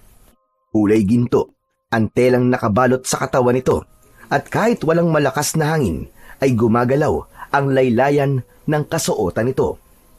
Nagustuhan mo ba ang bago mong anyo, Berto? Ano? Paano mo nalaman na ako to? Teka, may kinalaban ka ba kung bakit naging asbo ko? Sinasabi ko na nga ba, maligno ka. Binulungan mo ko kanina. Isinumpa mo ko. Bawiin mo ang sumpang ito sa akin. Bawiin mo to. Wala akong kasalanan sa'yo. Tama ka. Ako nga may kagagawan kung bakit naging ganyan ang anyo mo. Pero sigurado ka ba na wala kang ang kasalanan sa akin? Oo naman. Kanina nga lang kita nakita sa bahay eh. Hindi kita kilala. Kaya paano ako magkakaroon ng kasalanan sa'yo? Marahil ay nakita mo na ang iyong anyo. Wala ka bang naaalala sa itsura mo ngayon, Berto? Sa tingin mo ba, makakapag-isip pa ako na maayos ang nangyayari sa akin ngayon? Ibalik mo na ako sa dati kong anyo. Maligno ka! Para sa iyong kaalaman, hindi ako isang maligno. Ako ay isang engkanto na tahimik na naninirahan sa kagubatan ito. Kasama ang aking alagang asbo na si Dilim. Si Dilim na pinatay mo, Berto. Dumagundong ang boses ni Azul sa buong kagubatan. Kahit walang ekspresyon ang mukha nito, ay naramdaman ni Berto ang galit ni Azul. Lumakas ang kabog ng dibdib niya at agad niyang naalala ang asbo na kanyang pinatay sa gubat na yon. Ang ibig mong sabihin, alaga mo ang asbo na pinatay ko. Oo, Berto. Alaga ko ang asbo na walang awa mong pinaslang at pinugutan ng ulo. Pero, pinapatay talaga namin mga tao ang mga asbo dahil isa silang uri ng aswang na ngayon ay nag-aasik ng lagim sa aming baryo. Nagkakamali ka. Dahil hindi isa si Dilim sa mga aswang na pumapatay sa mga tao sa inyong lugar. Matagal ko siyang kasama dito sa gubat at kahit isang tao ay wala siyang pinatay. Pawang mga ligaw na hayop lang dito sa gubat ang kinakain niya. Kaya ngayon, ginawa kong kawangis mo ang aking alaga upang maranasan mo ang naranasan niya. Tuwing gabi, magiging isa kang asbo gaya ni Dilim. Mararanasan mo kung paano magtago sa mga tao para lamang mabuhay. At kapag nasaan yung asbo ka, ay walang makakaintindi sa mga sasabihin mo, kundi tanging ako lang. At sa pagsilip ng araw sa silangan, ay saka ka lang babalik sa pagiging tao. Yan ang aking kaparusahan dahil sa pagpatay mo sa aking mahal na alaga. Teka, sandali lang naman. Parang awa mo na. Alisin mo na ang sumpan to sa akin, Azul. Hindi ko alam na alaga mo ang asbong pinatay ko. Kung alam ko lang na hindi siya pumapatay ng mga tao, ay hindi ko siya sasaktan. Hindi ako pwedeng maging ganito. Papatayin ako ng mga tao, sigurado yun. Yan ang aking nais. Ang maranasan mo naranasan ni Dilim nung siya ay nabubuhay pa. At ako lang ang nakakaalam kung hanggang kailan ka magiging ganyan, Berto. Sa ngayon, kung ako sa'yo ay magtatago na ako. Paparating na ang mga tutugi sa'yo. Ano? Anong ibig mong sabihin? Napalinga si Berto nang makarinig siya ng yabag ng mga paa sa kung saan. Pagharap niya sa kinatatayuan ni Azul, ay wala na ito roon. Azul! Nasaan ka? Ang hilig mo talagang bigla na lang nawawala. Tulungan mo ako rito! Anong gagawin ko? Ngunit walang sagot na nakuha si Berto mula kay Azul. Kinabahan siya dahil papalapit na sa kinaroroonan niya ang mga yabag hanggang sa nakita na niya ang mga kalalakihang may dalang sulo. Agad siyang nagtago sa likod ng isang makapal na halaman at pinigilan niya ang paghinga niya. Sigurado siya na kapag nakita siya ng mga lalaki ay katapusan niya na dahil aakalain ng mga yon na isa siyang asbo. Ang buong akala ni Berto ay ligtas na siya, ngunit laking gulat niya nang may tumusok na sibat sa kanyang balikat. Napasigaw siya at isang malakas na ungol ang kumawala sa kanyang lalamunan. Mabilis siyang tumakbo at dahil doon ay nahugot ang sibat sa kanyang balikat. Dinig na dinig niya ang sigaw ng mga lalaki. Bawat takbang ni Berto ay parang may kutsilyong humihiwa sa kanyang balikat. Nakaramdam siya ng panghihina at nanlalabo na ang kanyang paningin. Hindi na niya napansin ang dinadaanan hanggang sa nahulog siya sa isang pababang lupa. Nagpagulong-gulong siya at bumagsak siya sa makapal na halaman at doon na siya tuluyang nawalan ng malay. Tirik na ang araw nang magising si Berto. Agad niyang naramdaman ang kirot sa kaliwa niyang balikat.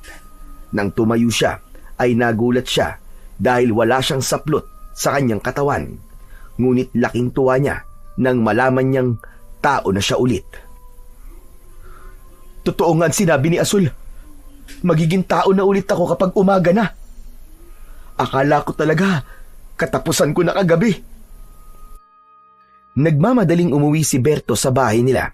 Dumaan siya sa talahiban upang walang makakita sa kanya. Nakita niya ang damit niya sa tabi ng balon at isinuot niya ang mga yon. Pagpasok niya sa kanilang bahay ay sumalubong sa kanya si Lolo Marsing na nagulat pagkakita sa kanya. Berto, saan ka ba galing? Paggising ko ay wala ka na. Diyos ko, bakit may dugo ka sa balikat mo? Ano nangyari sa'yo? Lumabas ka ba kagabi upang manugis na naman ang aswang? Hindi na muna nagsalita si Berto. Umupo siya habang nakangiwi. Alam niya na hindi niya kayang suluhin ng problema niya at kailangan niya yung sabihin kay Lolo Marsing. Lakas loob na ikinuwento ni Berto sa lolo niya ang nangyari kagabi. Walang pagdadalawang isip na ipinaalam niya rito ang lahat, magmula sa pagiging asbo niya at ang naging usapan nila ni Azul. Nung una ay tila hindi makapaniwala si Lolo Marsing, ngunit nang ipakita niya rito ang sugat niya sa balikat, ay naramdaman ni Berto na wala nang nagawa ang matanda, kundi maniwala sa kanya. Nilinisan muna ni Lolo Marsing ang sugat ni Berto at nilagyan nito yon ng benda gamit ang pinunit na tela mula sa lumang damit. Ayan na nga ba sinasabi ko sa'yo? Nakita mo na nangyari. Paano natin susolusyonan ang problema mong yan, Berto? Alam mo ang ginagawa ng mga tao sa mga aswang. Pinapatay nila at pinupugutan ang ulo. Siguro ngayon pa lang ay sisimulan ko na ang pag-uukay sa likod ng bahay para sa libingan mo, Jaskik, ang bata ka. Ang sama naman ang iniisip mo, Lolo. Kamatayan kagad. Hindi ba pwedeng maghanap muna tayo ng solusyon? Nagbibiro lang ako. Pero sa tingin ko, ay kailangan mong makausap si Azul. Siya lang ang pwedeng bumawi sa sumpang yan sa'yo. Kumbinsihin mo siya, Apo. Humingi ka ng tawad sa kanya. Ginawa ko na po yan, Lolo. Pero galit na galit talaga siya sa akin eh. Naiintindihan ko naman siya pero hindi pwedeng magtagal na nagiging asbo ko tuwing gabi. Wala nang nasabi pa si Lolo Marsing habang si Berto ay patuloy na natakot sa kung ano ang maaaring mangyari sa kanya sa mga susunod na gabi. Simula noon, tuwing sasapit ang 12:00 ng hating gabi, ay hindi na napipigilan ni Berto ang pagbabago ng anyo niya. Sa isang iglap ay isa na naman siyang dambuhalang asbo na may mapupulang mata at matatalas na pangil. Hindi siya maaaring manatili sa loob ng bahay dahil masyado siyang malaki, kaya wala siyang magawa kundi ang magtungo sa kagubatan upang doon magtago. Gabi-gabi ay ganun ang kanyang naging kalbaryo. Sa tuwing sisikat ang araw ay bumabalik ang kanyang anyong tao, ngunit sa tuwing nasa gubat siya ay hindi lang pagtatago ang ginagawa niya. Pilit niya ring hinahanap si Azul. Nais niya itong makausap at subukan na kumbinsin ito na alisin na ang sumpang yun sa kanya. Ngunit palagi siyang bigo na makita si Azul, kahit ramdam niya na nasa paligid lang niya ito at masayang pinapanood ang kanyang paghihirap. Isang gabi, habang nasa anyong asbo, ay nagtungo sa gubat si Berto upang magtago sa mga tao at hanapin si Azul. Sa kanyang paglalakad ay isang sigaw mula sa isang lalaki ang kanyang narinig. Ang unang pumasok sa utak niya ay hanapin ang lalaki, kaya yun ang kanyang ginawa. Hindi nagtagal ay nakita niya si Makisig na nakahiga sa lupa habang may isang aswang na marahang naglalakad papalapit dito. Dumudugo ang isang binti ni Makisig na sa hinuha ni Berto ay mula sa kalmot ng aswang. Huwag ka lalapit sa akin! Huwag mo akong papatayin! Maawa ka sa akin! Maawa ka! Napangisi si Berto dahil noon lang niya nakita si Makisig na ganun katakot.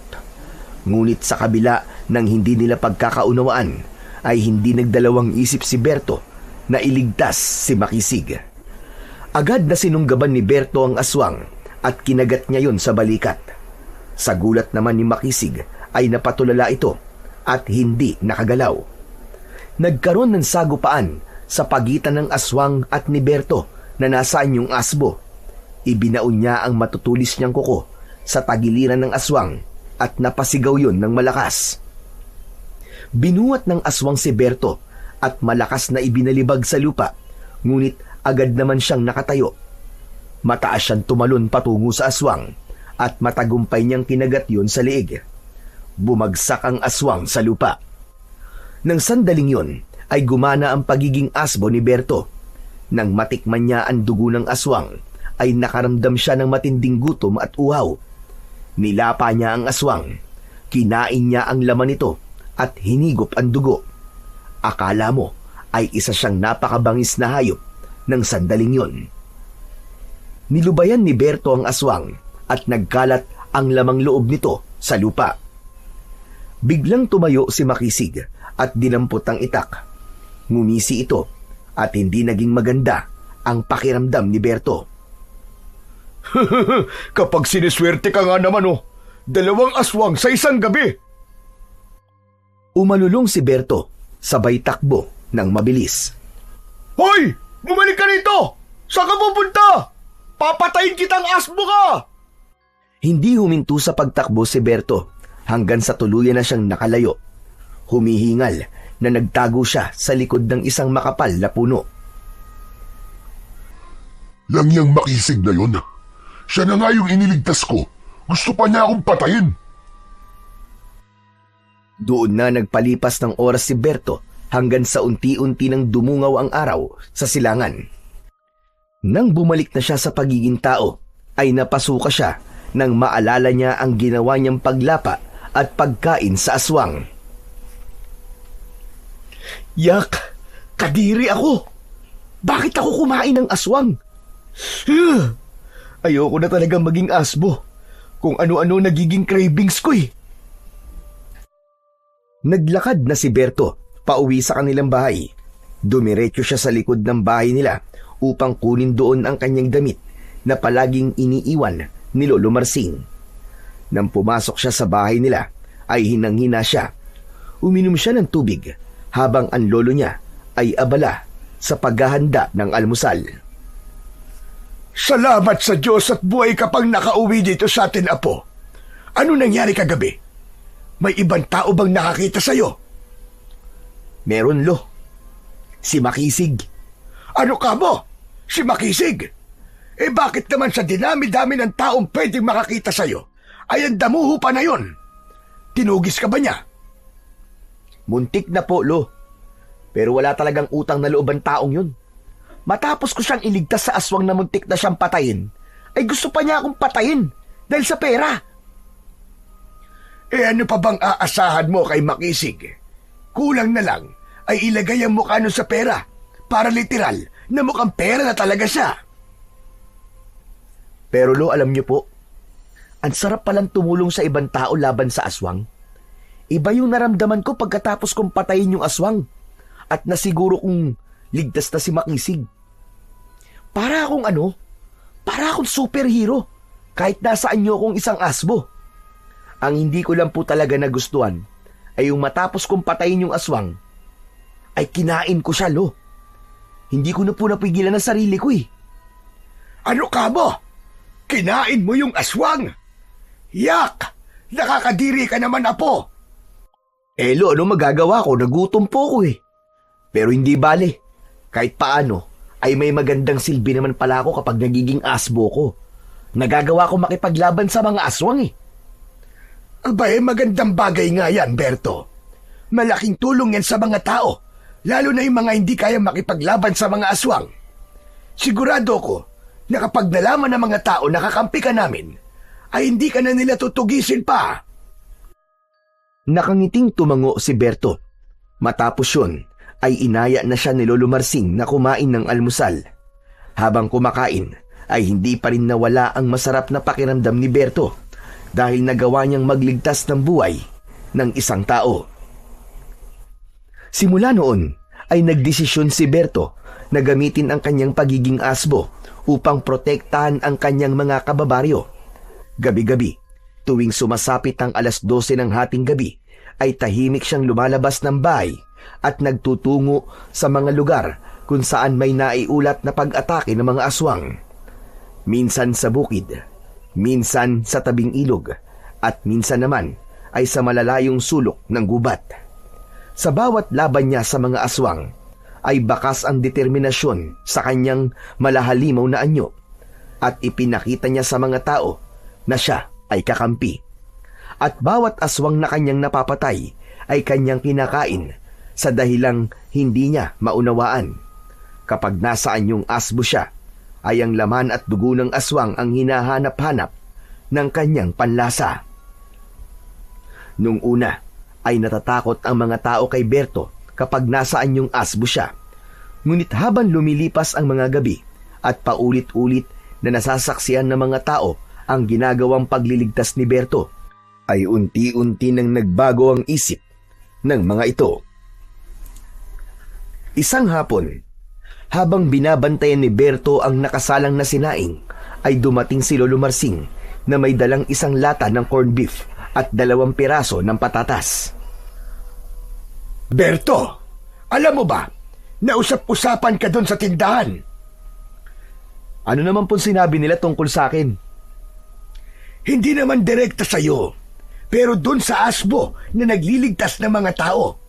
Sa tingin ko ay napapagtantunan ng marami na hindi ka kalaban at isa kang kakampi. Talaga po, Lo? Totoo, Apo. At may isa pa akong sasabihin. Alam mo ba na tinanggal na pala ni Kapitan Emilio ang pabuya sa mga makakapatay ng aswang?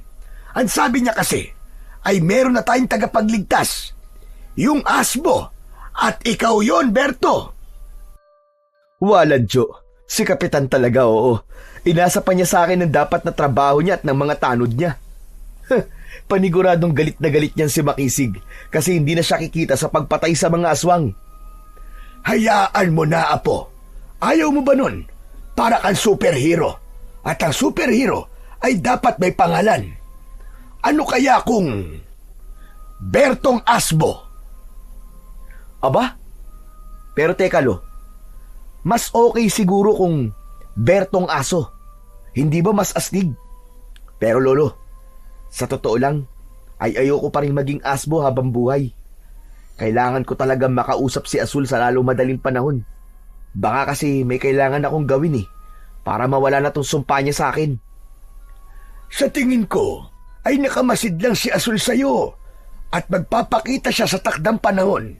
Sa ngayon, ay ipagpatuloy mo lang ang pagliligtas mo sa mga tao. Lo, pagod na po kasi ako maging asbo tuwing gabi. Tapos sa umaga, hindi naman ako makatulog na maayos. Baka mamatay na ako nito, Lo.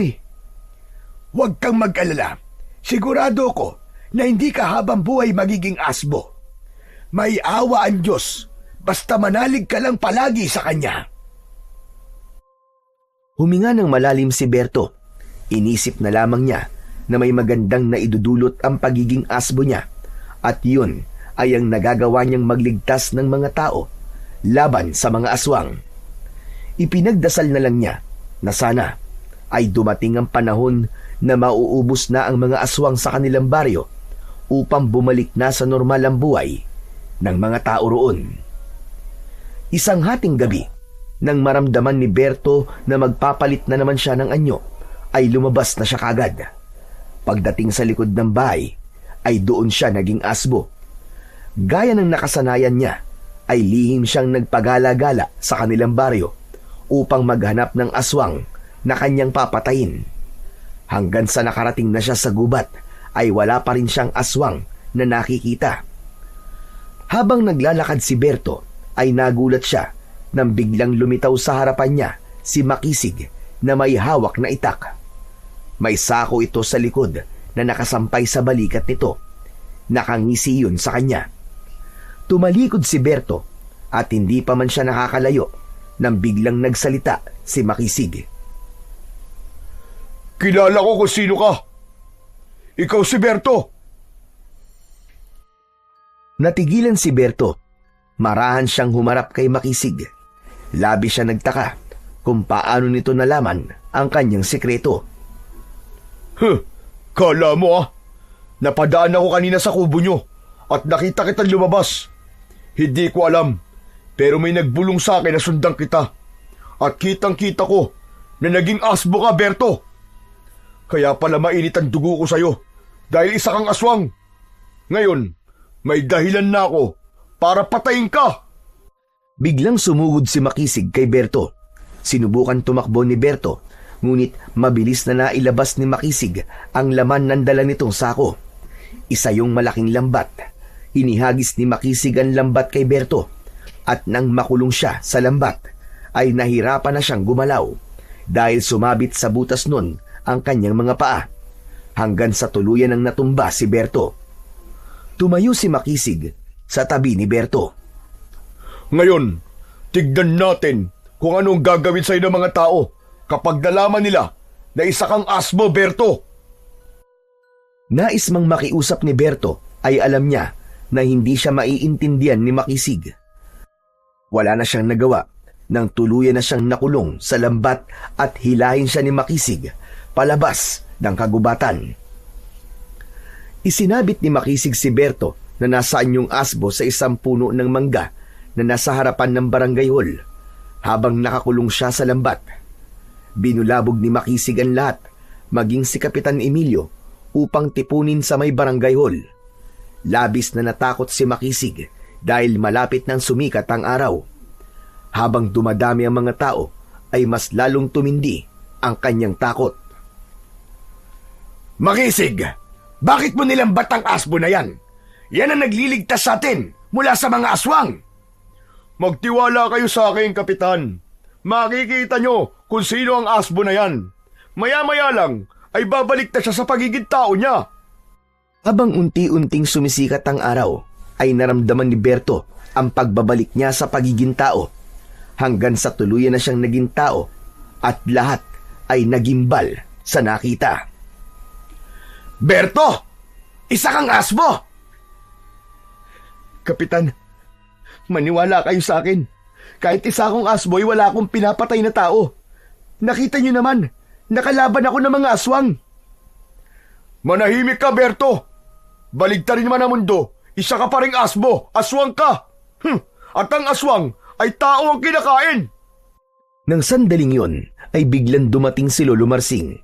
Tumayo ito sa harapan ng lahat at matiim itong tumingin kay Kapitan Emilio. Kapitan, pakawalan mo ang apo ko. Hindi siya masama. Nakita niyo kung paano siya magligtas ng mga tao laban sa mga aswang. Isa pa, isinumpa lamang ng isang engkanto si Berto dahil napatay niya ang alaga nitong asbo. Kaya ginawa rin siyang asbo ng engkantong yun. Huwag ka maniwala sa kanya, Kapitan. Patayin na natin si Berto bago pa siya maging asbo ulit. Tumahimik ka nga, Makisig. Sa ngayon, ay wala pa akong magiging desisyon. Kaya mananatili si Berto sa lambat na yan. Pero, Kapitan, Lolo Marsing, alam ko nag-aalala kayo para kay Berto. Pero kailangan kong pag-isipan ng bagay na to, lalo na't kaligtasan ng mas nakararami ang nakasalalay dito. Wala nang nagawa si Lolo Marsing sa naging desisyon ni Kapitan Emilio. Naluluwa itong tumingin kay Berto, habang si Berto naman ay pilit na ngumiti upang ipakita sa kanyang lolo na ayos lang siya. Pagsapit ng gabi, ay nanatiling nasa lambat si Berto habang nakabitin sa puno. Kanina ay dinalhan siya ng pagkain at inumin ni Lolo Marsing. Tahimik ang kapaligiran at may ilang nagbabantay na tanod sa kanya. Hindi nagtagal ay napunit ang katahimikan nang makarinig si Berto ng sigawan ng mga tao sa hindi kalayuan. Kinabahan siya sapagkat ang hula niya ay may aswang na sumasalakay sa kanilang baryo. Mula sa barangay hall ay lumabas si Kapitan Emilio at inutusan nito ang mga tanod na tignan kung bakit may sigawan. Kapitan, Kailangan niyo akong pakawalan dito. Kailangan kong iligtas sa mga tao, maniwala kayo sa akin. Hindi po ako pumapatay ng mga tao. Matagal na tumitig si Kapitan Emilio kay Berto. Hindi nagtagal ay umakyat ito sa puno at gamit ang kutsilyo ay pinutol nito ang lubid na nakakabit sa lambat. Pagbaba ni Kapitan Emilio ay tinulungan nito si Berto na makawala sa lambat. Ngayon, pinagkakatiwalaan kita, Berto. Ngunit wag mo akong bibiguin. Pangako, Kapitan, wala akong ibang gagawin kundi ang magligtas ng mga tao. Nang sandaling yun, ay naramdaman na ni Berto na magbabagong anyo na siya. Sa harapan mismo ni Kapitan Emilio ay naging asbo si Berto. Hindi na siya nag-aksaya ng oras at mabilis siyang tumakbo sa pinanggalingan ng sigawan. Nang marating ni Berto ang kaguluhan, ay sandali siyang natigilan sapagkat hindi lang isa o dalawa ang aswang na umaatake sa mga tao, kundi napakaraming aswang. Hindi ako pwedeng matakot ngayon. Kahit mag-isa lang ako, ay kailangan kong iligtas sa mga tao. Uubusin ko ang mga aswang na to. Mabilis at walang pag-aalinlangan na umatake si Berto na nasaan yung asbo sa mga aswang. Sinunggaban niya ang mga yon at kinagat sa leeg. May ilan na winakwak ang tiyan at kinain niya ang lamang loob. Sumugod ang 5 aswang kay Berto at nagunahang sunggaban siya. Mataas siyang tumalon sa isa at kinagat niya yon sa muka. Ang isa naman sa likuran niya ay sinipa niya gamit ang mga paa niya sa likod. Ang isa naman ay kinagat niya sa tiyan at hiniklas ang laman nito. Binuksan niya ang tiyan ng aswang at sarap na kinain ang lamang loob nito. Isa-isang nagtatakbuhan ang natitirang mga aswang, ngunit hinabol ni Berto ang mga yon. Sa kabila ng mabigat at malaki niyang katawan, ay napakabilis pa rin niyang kumilos. Lahat ng naaabutan niya ay pinatay niya at kinain. Tumagal ang laban hanggang madaling araw at doon na tuluyang naubos ni Berto ang mga aswang. Puno ng dugo, lamang loob at putol-putol na bahagi ng mga aswang ang buong baryo. Habang si Berto naman ay bumalik na sa pagiging tao. Tahimik na nakatingin sa kanya ang lahat nang dumating si Lolo Marsing upang balutan siya ng kumot. Kasunod nun ay dumating si Kapitan Emilio kasama si Makisig. Kapitan, huli na natin si Berto habang nasaan yung tao pa siya. Tumigil ka, Makisig. Hindi na natin huhulihin si Berto. Hindi mo ba nakita ang ginawa niya? Kundi dahil sa kanya, ay maraming namatay sa pag-atake ng mga aswang. Napapahiyang napayuko si Makisig. Humarap si Kapitan Emilio kay Berto at tinapik siya sa balikat. Magaling, Berto. Hindi mo ako binigo. Maraming salamat. Sinabi ko naman po sa inyo, Kapitan eh. Wala po akong ibang gusto, kundi ang magligtas ng mga tao. Kapitan, maaari bang makauwi na kami ng apo ko? Kailangan na po niyang magpahinga. Walang problema, Lolo Marsing. At nangangako ko na simula ngayon ay wala nang gagalaw kay Berto. Masayang naglakad sina Berto at Lolo Marsing pauwi sa kanilang bahay. Bagamat pagod, ay masaya si Berto na sa gabing yun ay naipakita niya sa lahat na sa kabila ng nakakatakot niyang anyo, ay kaya pa rin niyang gumawa ng kabutihan. Nang sumunod na gabi, ay napanaginipan ni Berto si Azul. Sa panaginip niya, ay sinabi ni Azul na binabawi na nito ang sumpa nito kay Berto dahil ginamit niya ang pagiging halimaw niya sa kabutihan. Pinatawad na rin siya nito sa pagpatay niya sa alaga nitong si Dilim. Simula noon, ay hindi na naging asbo si Berto sa tuwing sasapit ang hating gabi. Simula rin noon ay wala nang aswang ang umaatake sa baryo ni na Berto. Lahat ay nagpasalamat kay Berto at maging si Makisig ay huminto na sa pang-aaway sa kanya. Ipinagpatuloy naman ni Berto ang pagtulong sa mga tao sa paraang alam niya bilang isang binata na minsang naranasan ang kadiliman, ngunit pinili pa rin ang kabutihan. So yun mga idol, sana po ay nagustuhan nyo ang ating kwento para sa araw na to. Ngayon naman po, ay dumako na po tayo sa inyong pinaka-nire-request at pinaka-hinihintay na shoutout portion. Pasensya na po pala sa mga hindi po masa-shoutout ngayon, pero pipilitin ko po sa mga susunod na kwento ay maibibigay ko na po ang inyong request na shoutout. Ano pa pong hinihintay natin? Eto na po. Shoutout po at maraming salamat kay Roda Garbida 9853. Shoutout po kay Atlus Rivera 1302. At shoutout po kay Jess Casdela 2378. Shoutout po kay Virginia Pontillas. Shoutout po kay Ramil Fariolin. Shoutout po kay Yoli Garabiles. Shoutout po kay Sally Soriano. Shoutout po kay Christy Odinya. Shoutout po kay Bernardita de la Cruz. Shoutout po kay Rona 8329. Shoutout po kay Jocelyn Bondukan. Shoutout po kay Marilu Credo. Shoutout po at maraming salamat kay Charis Magalasio. Shoutout po kay Arnold Ginocor. Shoutout po kay Wenceslee Stutz.